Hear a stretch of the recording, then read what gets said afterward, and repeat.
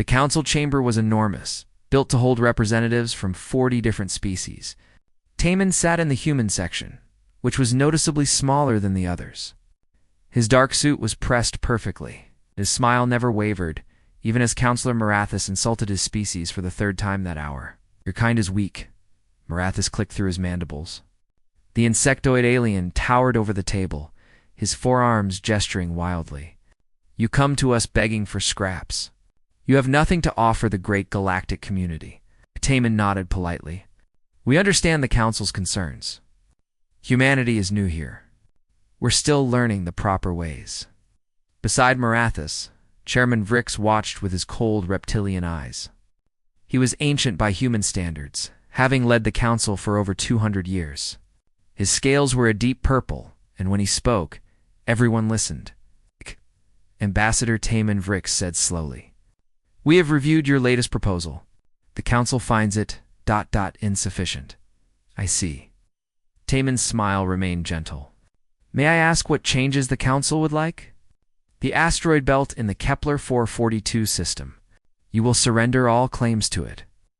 Taman's assistant, Ga, tensed beside him. She was younger, still new to diplomatic work. Her hand moved toward the datapad, ready to protest. But Taman placed his hand over hers, stopping her.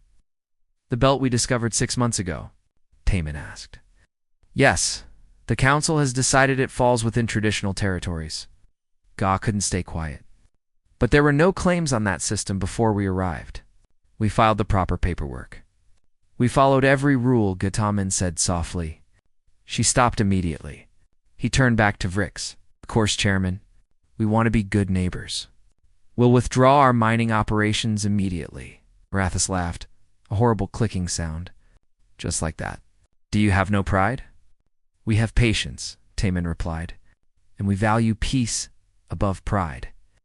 Across the room, other council members whispered among themselves. The Zeltari representative, a floating creature of pure energy, pulsed with amusement. The Corvin delegate, built like a living rock, rumbled something that might have been laughter. This was how it had been for 3 years. Humanity came to the table, offered proposals, and accepted whatever the Council demanded. They apologized constantly. They thanked the Council for every insult. They backed down from every challenge. Vrix leaned forward. "There's one more matter." "Yes, Chairman." "Your military vessels. They make the Council uncomfortable." Taman blinked. "Our vessels? But we only have escort ships. Small frigates to protect our diplomatic staff and cargo shipments. Surely the Council doesn't find these threatening? Nevertheless, we find their presence ... aggressive. You will reduce your fleet by half." Ga made a small sound quickly covered. Taman's smile grew even warmer, which somehow made him look sadder. "That will leave our trade ships vulnerable to pirates," he said. "We've lost 3 cargo vessels this year already, 2 raiders." "Then your cargo ships should travel faster," Marathis clicked, "or carry less valuable goods. This is not the Council's problem." "I understand." Taman bowed his head. "We'll begin reducing our fleet immediately. However, I must request one thing in return." The chamber went silent. It was rare for humans to request anything. Vrix's eyes narrowed. "Speak." "In all our treaties, we ask for one guarantee: protection of civilian populations. Not just human civilians, but all civilians. We'd like this written into the new trade agreement." Marathis slammed one of his arms on the table. "Always this. You humans and your obsession with civilians. In war, everyone is a participant. There is no distinction." "See it differently," Taman said quietly. "Where we come from, protecting those who cannot fight is the highest duty." "Where you come from," Vrix said, "you nearly destroyed yourselves with your primitive wars. You killed billions of your own kind before you learned to reach the stars. And now you come here lecturing us about civilians?" Taman's smile finally flickered, just for a moment. "Yes, Chairman. Because of those wars we learned what happens when no one is protected. When everyone is a target." "Irrelevant," Vrix said. "But if it makes you feel better, we will add your clause about civilians. It costs us nothing. Thank you, Chairman." The session ended soon after. As the council members filed out, several of them passed by the human section. One of the Corvin delegates, a younger member named Throck, paused. "You embarrass yourselves," he rumbled at Taman. "Every session, you give up more. Soon you will have nothing left." Taman stood and bowed respectfully. "We appreciate the council's guidance. We're still learning." Throck shook his massive head and walked away. When the chamber was finally empty, Gott turned to Timon. Her hands were shaking. 3 years, she whispered. 3 years of this. When does it stop? When do we stop letting them walk all over us? Taman began gathering his papers. His smile was gone now, replaced by something neutral and unreadable. "We stop," he said quietly, when they crossed the line. "The line. They've taken everything." "Not everything." Taman looked up at the empty council seats. "They've taken resources. Territory, pride. Those things can be recovered. But they haven't touched our people. Not our civilians. And if they do..." Taman was quiet for a long moment. Outside the chamber windows, space stretched endlessly. Somewhere out there, the human escort frigate Serenity waited in orbit. Captain Haywan would be reading his report soon, seeing how much they'd given up today. "Then they'll learn why we're so insistent about that one clause," Taman finally said. "Come on, we need to send our report to Earth." As they left the chamber, neither of them noticed Vrix watching from a side entrance. The old reptilian watched the humans leave, his expression thoughtful. "Marathis is right," he said to his assistant. "They are weak, but ... He paused. "There's something about that ambassador. The way he smiles even when insulted." "He's a coward," his assistant replied. Perhaps Rix's tail twitched. Or perhaps he's waiting for something. But what would weak creatures have to wait for? His assistant had no answer. Neither did Vrix, but the question stayed with him as he returned to his chambers. A small seed of doubt in an otherwise certain mind. 2 weeks passed. Taman sat in his small apartment on the council station. Reviewing reports from Earth, the asteroid belt they'd surrendered was indeed valuable. But Earth's response had been expected. Continue current protocol? Maintain diplomatic posture? Ga brought him his morning tea. She'd been quieter since the last session, more withdrawn. "Another session today," she said. The agenda just came through. Taman took the datapad. His eyes scanned the items. Resources, trade routes, military positioning. Then he stopped. The last item on the agenda made his hand tighten on the pad. "Colonial realignment," he read aloud. "What does that mean?" GA asked. "I don't know, but I don't like it." The council chamber felt different when they arrived. There was an energy in the air, something electric and dangerous. Marathis was clicking excitedly. Several other council members wore what passed for smiles on their various faces. Vrix called the session to order. "We will skip the minor items today. There is an important matter to discuss." Daman sat forward slightly. "Of course, Chairman. The council has been reviewing the colonial situation in the outer territories. There are conflicts of interest." "Conflicts, Chairman?" Marathis took over, his voice gleeful. "Your colonies. 3 of them sit in systems that the council has decided are strategically important." Taman felt something cold settle in his stomach. "I see. And the council would like to negotiate resource-sharing agreements?" "No," Marathis clicked. "The council would like them gone." Chamber went completely silent. Taman's smile stayed in place, but his voice was careful. "Gone, Counselor Marathis? Evacuated? Removed? Cleared out?" Marathis leaned forward. "This is the price of true galactic membership, human. You must prove you can put the council's needs above your own. These colonies have populations," Taman said slowly. "Families. Children. Where would they go? Back to Earth? Back to your other colonies?" "We don't care." Marathis waved a claw dismissively. "This is a test, Ambassador. A test of your commitment to peace and cooperation." Rick spoke again, his tone more measured but no less firm. "The colonies in question are Delta 9 Kepler Station and New Sol. You have 90 days to complete the evacuations." Goss stood up, her face pale. Chairman, that's 50,000 people. New Sol alone has 30,000 civilians. These aren't military installations. These are homes. Sit down, assistant, Frick said coldly. You are not recognized to speak. Taman placed a hand on Gia's arm. She sat, trembling. Chairman Timon said, his voice very quiet. I need to consult with Earth on this matter. This is beyond my authority to agree to immediately. No, Marathas said. You agree now, or the negotiations end? All of them. Every treaty, every trade agreement, everything. Earth will be isolated from the galactic community forever. Oh. Surely the chairman wouldn't allow. The chairman has already decided, Rix interrupted. This is necessary. You have been too comfortable, taking up space, consuming resources. The council must see that you understand your place. Taman stood slowly. His smile was still there, but it looked painted on now, fragile. I must request a recess. 48 hours too denied, Vrick said flatly. You will answer now, then I need to make one communication. To the colonies themselves, they deserve to hear this from me, not from a report. The council members looked at each other. Marathas clicked thoughtfully. Which colony? Deltanine. It's the smallest. I know the administrator there, Sangho. He's an old friend. Considered this. Very well. Make your call. Let us see how humans react when told to abandon their homes. It will be ... educational. Screen appeared in the center of the chamber.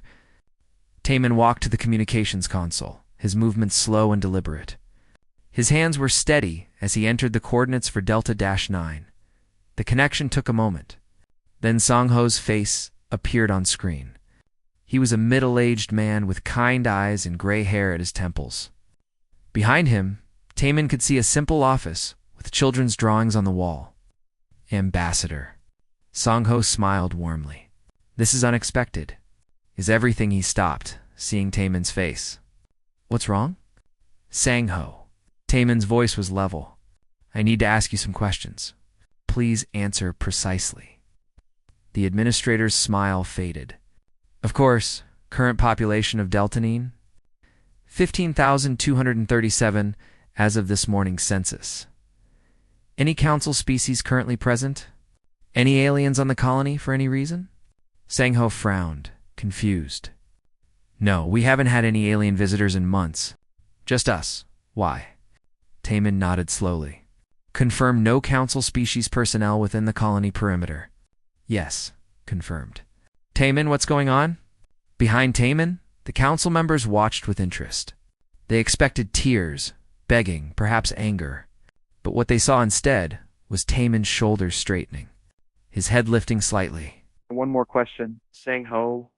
Are you near any council military installations? Any council civilian populations within? He paused. Within blast radius. The chamber suddenly felt very cold. Sangho's eyes widened. In the background, his daughter walked into frame, holding a toy. She waved at the screen. Sangho quickly moved to block her from view. No, Sangho said, his voice now hard. Nearest council presence is for light years away. Taman, thank you, Administrator. Stand by for further instructions. Do not evacuate. Do not panic. Simply maintain current operations and await orders. Then, quieter. Should I activate the protocols? Taman's smile completely disappeared. For 3 years, the council had seen him smile through everything. Now his face was empty, cold, like a frozen lake. Not yet, he said, but prepare them. The screen went dark. Tate Ashman turned back to face the council. The change in him was remarkable. His posture was different. His eyes were different. Even his voice, when he spoke, was different. Chairman Vrix, Councillor Marathas, members of the Galactic Council, paused. I am formally requesting activation of Protocol 7. Vrix asked, but there was uncertainty in his voice now. Diplomatic Protocol 7, Taman said clearly, is the suspension of courteous engagement. He touched his collar, where a small communication device had rested unnoticed for 3 years. This is Ambassador Taman. Authorization code Alpha-07. Diplomatic Protocol 7 is now active. Repeat, Protocol 7 is active. Somewhere in orbit around the Council Station, Captain Haywan received the signal. She'd been waiting for 3 years, hoping she'd never hear those words. She stood from her command chair on the bridge of the Serenity. "All hands," she said calmly. "Stand down from courtesy formation. Battle stations. Begin transformation sequence." Her crew moved with practiced precision. "They'd drilled this 1,000 times, Captain," her tactical officer, Nari, said. "Transformation complete in 90 seconds. Could open a channel to Fleet Command. Tell Admiral Dongwu that Protocol 7 is active." "Yes, Captain." Back in the council chamber, Taemin was still standing. Ga had moved to stand beside him, her datapad abandoned. Her face showed no fear now, only a grim readiness. "What have you done?" Marathis demanded. Taedashmin looked at the insectoid alien. When he spoke, his voice was arctic. "For 3 years, I have smiled. I have apologized. I have accepted every insult, every theft, every humiliation. Do you know why?" "Because you're weak," Marathis spat. No, Taemin said. "Because we were hoping you'd be different. We were hoping we'd found something new in the galaxy. Partners, friends, maybe even family." He walked toward the council seats, his footsteps echoing. "But you're not different. You're the same as every empire in human history. You see kindness as weakness. You see patience as cowardice. You see peaceful people and think they can be pushed. You cannot threaten the council." Vrix stood. "I'm not threatening," Taemin said.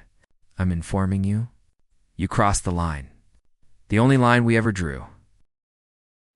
The council chamber's main view screen suddenly activated without anyone touching the controls. Several council members jumped in surprise. The screen showed space outside the station, where the small human frigate Serenity floated peacefully. Except it wasn't peaceful anymore. The ship was changing.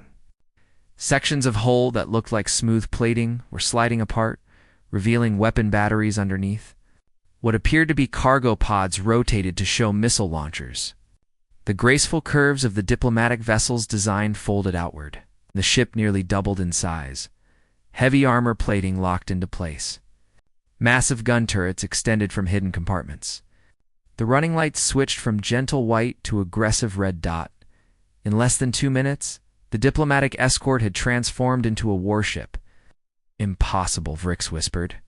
"Our scans showed a simple civilian vessel." "Your scans showed what we wanted them to show," Taemin said. "Humans are very good at disguising things." Every screen in the chamber lit up simultaneously. A man appeared, wearing a dark military uniform. He was older than Taemin, with gray hair cut short and eyes that had seen too many battles. Admiral Dongwu looked like someone who had forgotten how to smile a long time ago. "Attention, Galactic Council." His voice boomed through the chamber. "This is Admiral Dongwu of the Human Defense Fleet. You have violated Accord Provision 4, Subsection 12, Threat to Non-Combatant Human Life. This is outrageous." Marathis clicked. "You cannot be silent," Dongwu said, and the sheer command in his voice made the insectoid alien stop. "For 3 years, humanity has negotiated in good faith. We have been patient. We have been kind. We have accepted your insults and your theft." The Admiral's image was joined by tactical displays, star maps, fleet positions, data that made several council members lean forward in shock. "Every treaty we signed had one consistent element," Dongwu continued. "Every single agreement contained protection clauses for civilian populations. Not just human civilians. All civilians. We asked you to respect that. We begged you to respect that.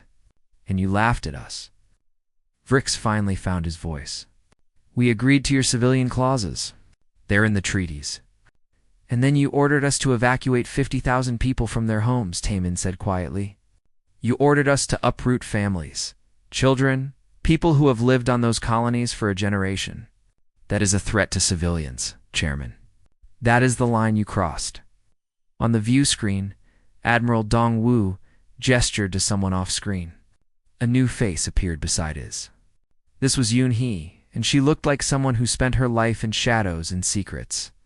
Intelligence summary, she said crisply. For the past 3 years, while Ambassador Taman has conducted diplomatic negotiations, human intelligence has been conducting parallel operations. Star chart appeared, showing council space. Red dots began appearing across it, hundreds of them. Every trade route we requested, Uni continued.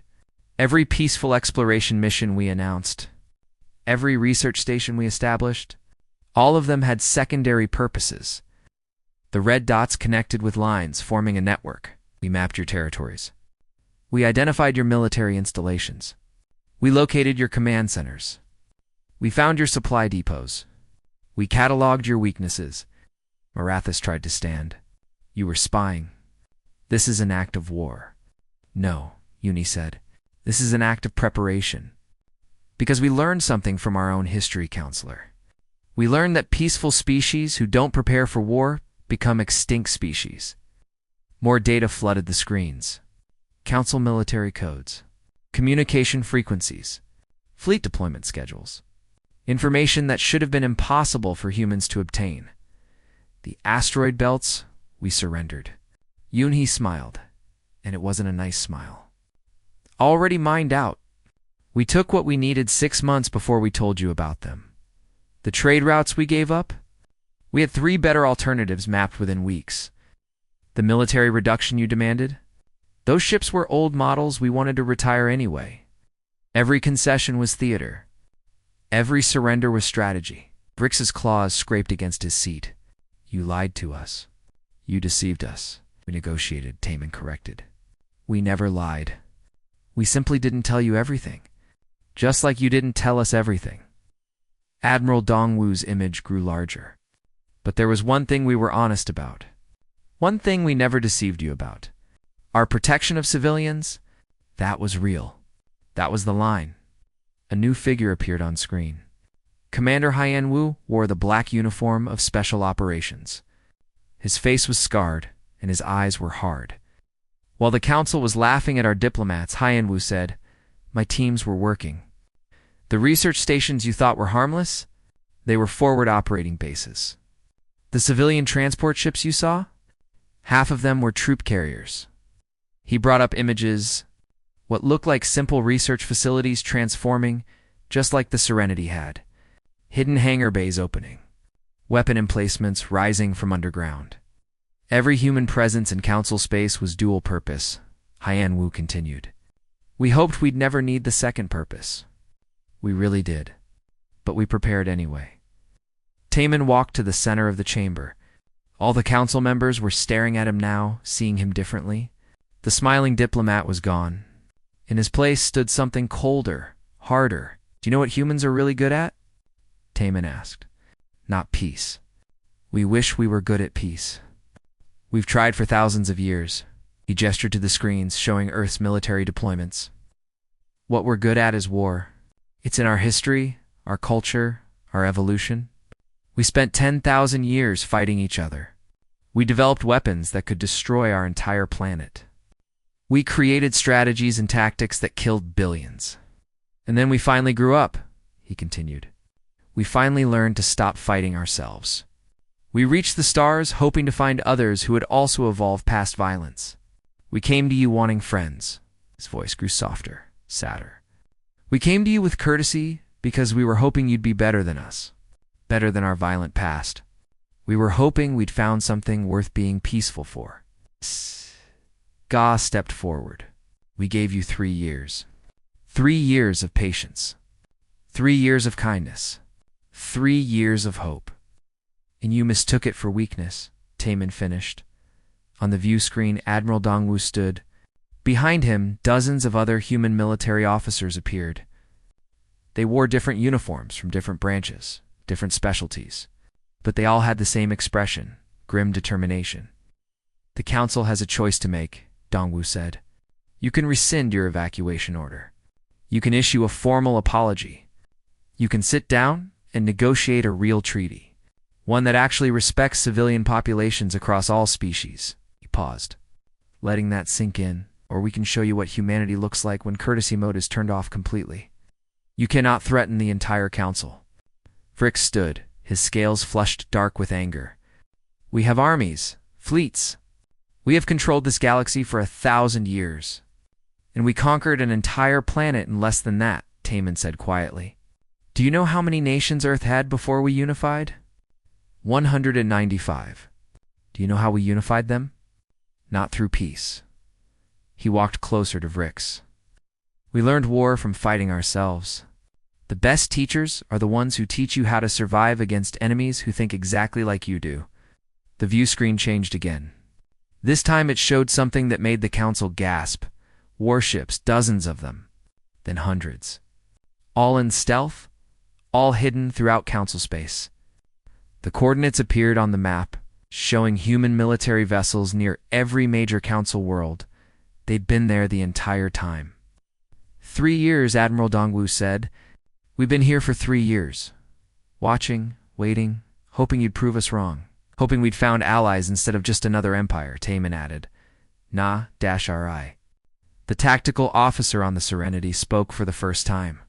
All vessels report ready status, Admiral. We can go hot in 30 seconds. The chamber was completely silent. Every council member stared at the screens in horror, seeing the scope of humanity's preparation. Seeing how thoroughly they'd been outplayed, Vrix looked at Taman. What kind of species does this?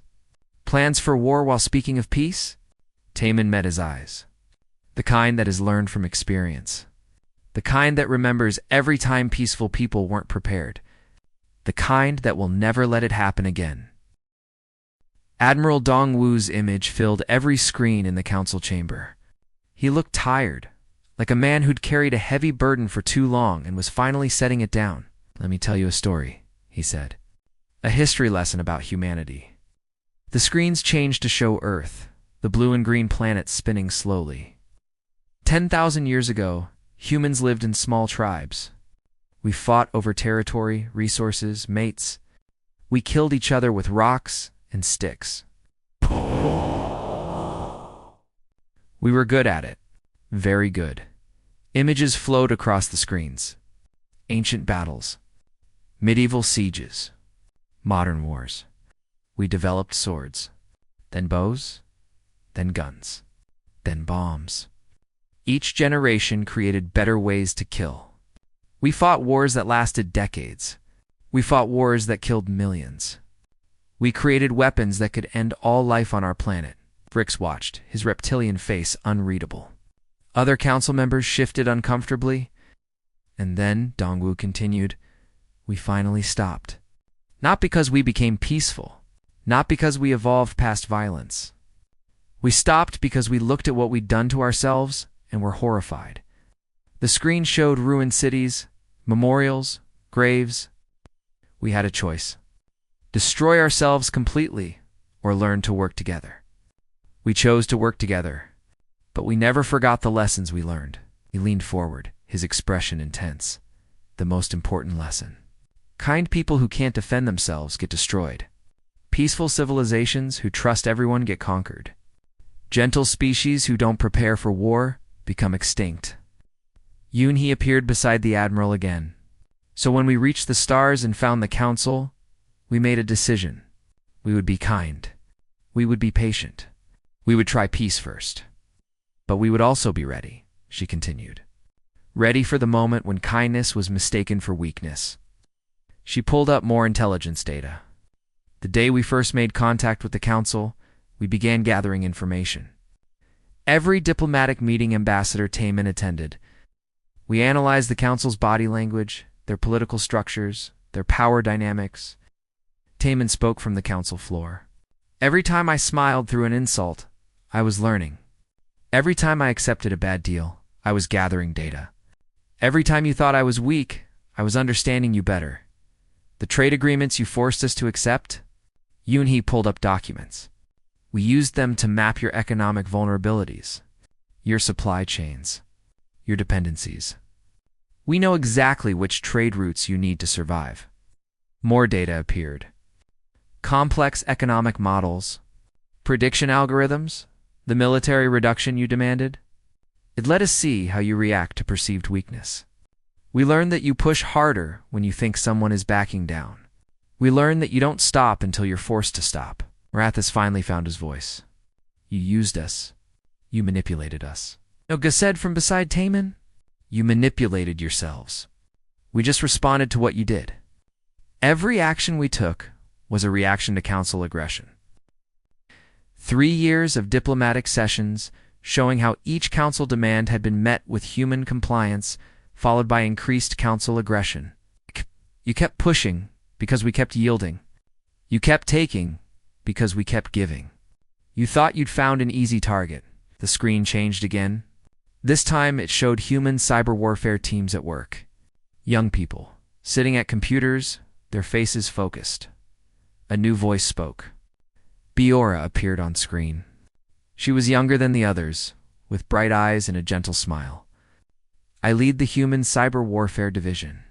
For 3 years, my teams have been inside your systems. Council members started shouting. Brix had to call for order. Bora continued calmly. Your military communications? We have access. Your command codes? We know them. Your fleet deployment algorithms? We wrote better ones. She brought up a simulation. If you ordered your fleets to attack right now, 70% of them wouldn't receive the orders. The other 30% would receive false orders sending them in the wrong direction. That's impossible, a council member stammered. Our systems are encrypted, protected. By council standards, Biora agreed. But humans spent centuries hacking each other's systems. We had digital warfare before we had space travel. This is what we do. On the council floor, Vrick sat down heavily. He looked older suddenly, tired. Why? He asked. If you had all this power, why didn't you just take what you wanted? Why play the diplomat for 3 years? Taman's expression softened. Because we didn't want to be conquerors, Chairman. We wanted to be members. We wanted to join the galactic community as partners, not as invaders. We hoped you'd accept us, Gia added. We hoped we could show you that humans were more than our violent history. We wanted to prove we'd changed. Admiral Dongwu spoke again. Every day of those 3 years we asked ourselves, are we wrong? Are we being paranoid? Are we preparing for a war that will never come? And every day, he continued, you gave us reasons to keep preparing. Every insult, every theft, every time you pushed a little harder, you confirmed our worst fears about the galaxy. Commander Haiyan Wu appeared. But even then, we held back. We kept hoping. We kept giving you chances. Because starting a war is easy. Maintaining peace is hard. And we wanted to be the people who chose the hard path. He gestured to the tactical displays. Do you see these deployments? This took 3 years to set up. 3 years of moving ships quietly. 3 years of establishing bases in secret. 3 years of preparation. 3 years we spent hoping we'd never use any of it, he finished. The screens showed more details now. The full scope of human military presence in council space. It was overwhelming, frightening. A smaller council member, one who'd stayed silent until now, spoke up. You could have destroyed us at any time, as Taman said simply. But you didn't. No. Because that's not who we want to be. Vrix looked at the human ambassador for a long moment. Then what do you want? What we've always wanted, Taman replied. A fair agreement. Real protection for civilians. Not just human civilians.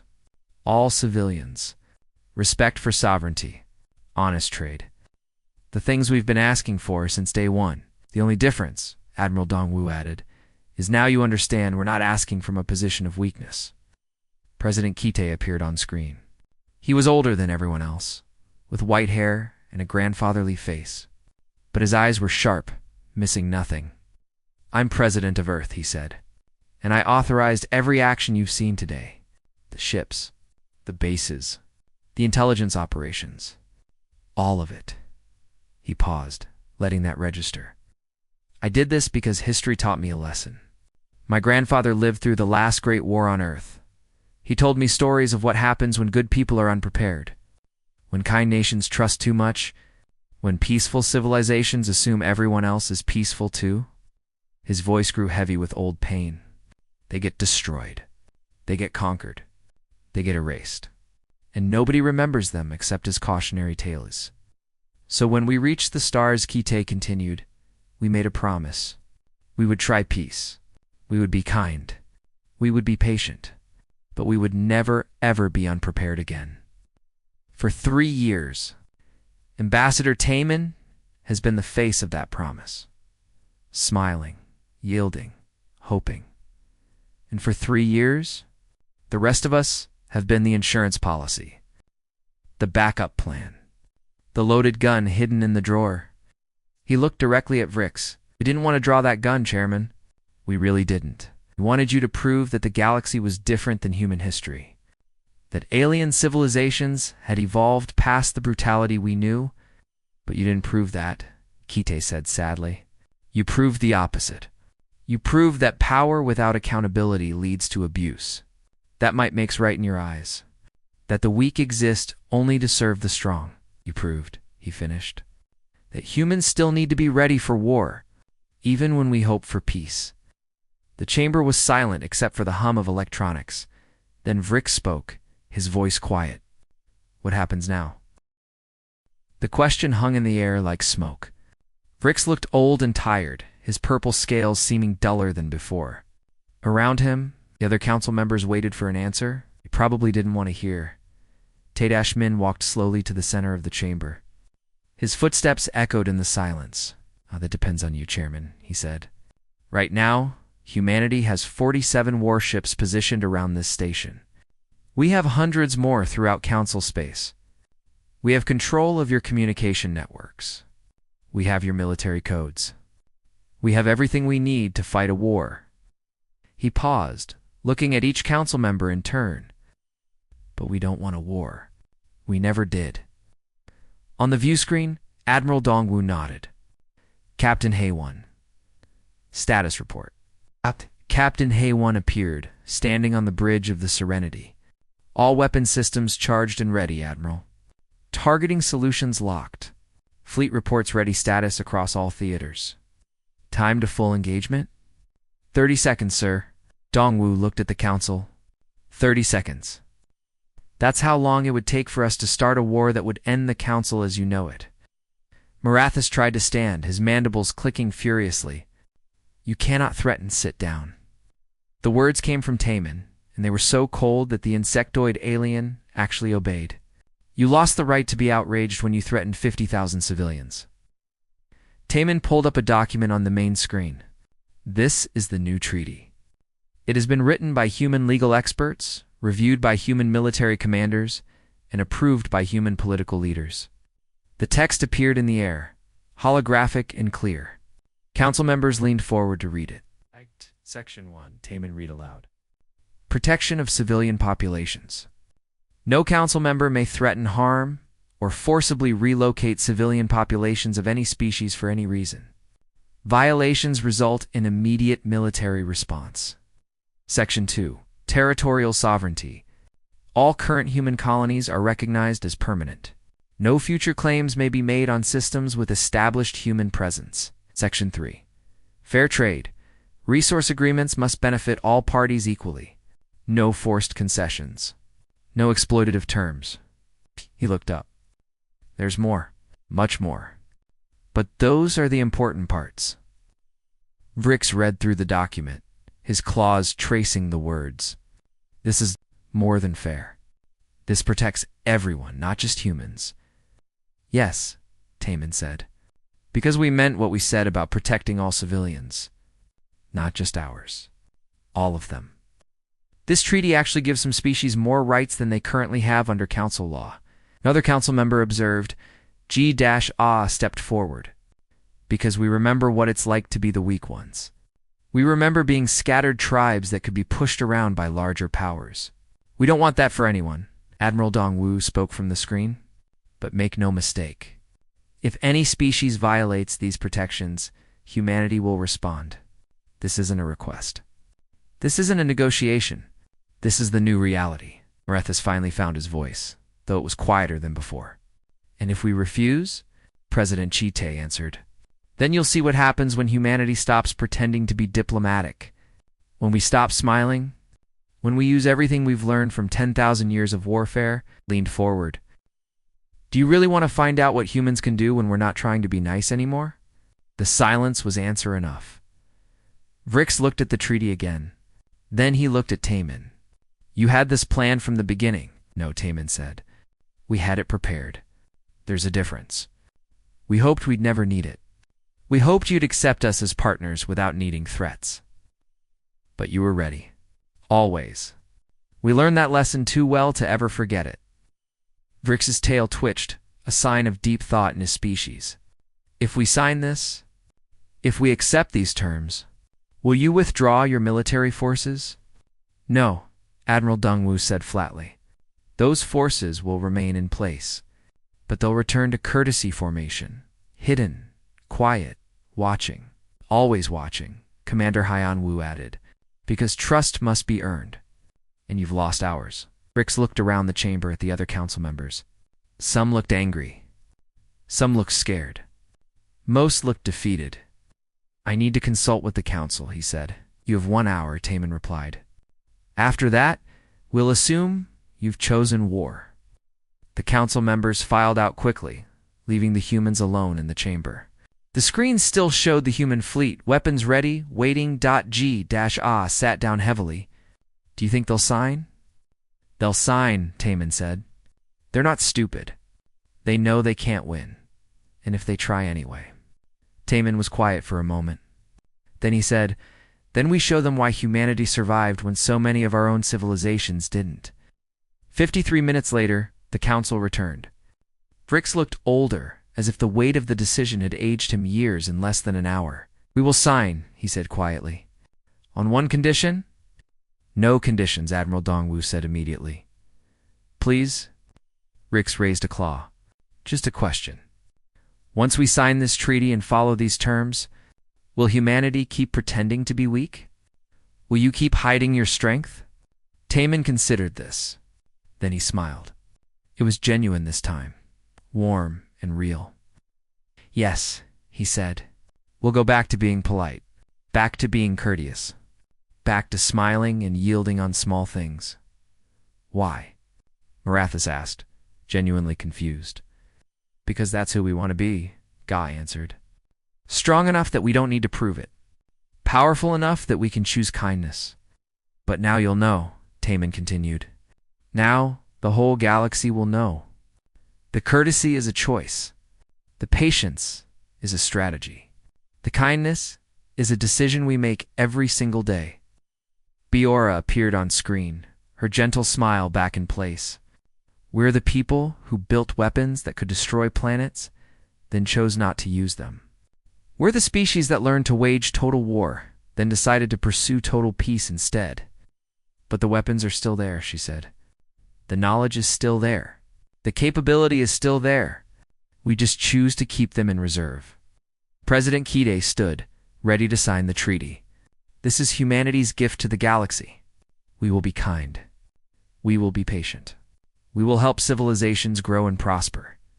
We will protect the weak and defend the innocent. But, he paused, his voice turning hard, if anyone ever threatens civilians again, they'll learn the difference between humanity's courtesy mode and our war mode. And I promise you nobody wants to see our war mode. The signing took 10 minutes. Every council member added their mark to the document. When it was done, Vrix looked at Taman. What happens now? He asked now. Taman's smile widened. Now we go back to being diplomatic. We'll negotiate trade agreements. We'll discuss cultural exchanges. We'll work together on scientific research, just like before. Better than before? Because now it's based on mutual respect instead of perceived weakness. Admiral Dongwu gave orders. All ships return to courtesy formation. Stand down weapons. Resume diplomatic protocols. Throughout Council space, human warships began disappearing from sensors again. Cloaking systems activated. Weapon ports closed. The massive military presence faded from view, but now everyone knew it was there, Captain. Haiwan watched her ship transform back into its peaceful configuration. It's strange, she said to Nari. We spent 3 years hiding what we really are. Now we spend 3 minutes showing them. And now we go back to hiding again. But they know now, Nari replied. That's the difference. On the council station, Taman gathered his papers. His smile was back, warm and friendly. When a junior council member nervously approached to discuss scheduling the next session, Taman was perfectly polite. Of course, he said gently. Whatever time works best for the council. We're flexible. The junior member blinked, confused. You're being nice again. I was always nice, Taman replied. That's the point. Being nice is the default. Being ... otherwise. That's only for emergencies. As he left the chamber, gawked beside him. Do you think they learned? I think they learned that courtesy is not weakness, that patience is not cowardice, that kind people can also be dangerous people. And the most important lesson? Timon paused at the doorway, looking back at the empty council chamber. That humanity draws exactly one line. Don't threaten civilians. Everything else, we can talk about. We can negotiate. We can compromise. But cross that line, he said quietly, and they'll see 10,000 years of human warfare compressed into a single response. Fast, brutal, total. He turned and smiled. But we're hoping we'll never need to show that again. They walked out together, leaving the council chamber behind. On Earth, President Kite addressed his people, explaining what had happened. The response was mixed. Some celebrated. Some were worried. Some asked if humanity had learned nothing from its own history, but most understood. Peace is the goal. War is the preparation. Courtesy is the choice. And the choice only matters if you have the strength to choose otherwise. In the end, the galaxy learned a simple truth about humanity. When humans smile, it means they're trying to be friends. When humans stop smiling, it means they're about to show you why their ancestors conquered an entire planet. The council never forgot the day. They watched humanity's courtesy mode turn off in real time. And they made very sure never to give humanity a reason to turn it off again, somewhere in council space. On a human colony called Deltanine, Sangho watched his daughter play in the garden they'd built together. She laughed, chasing a butterfly through the flowers.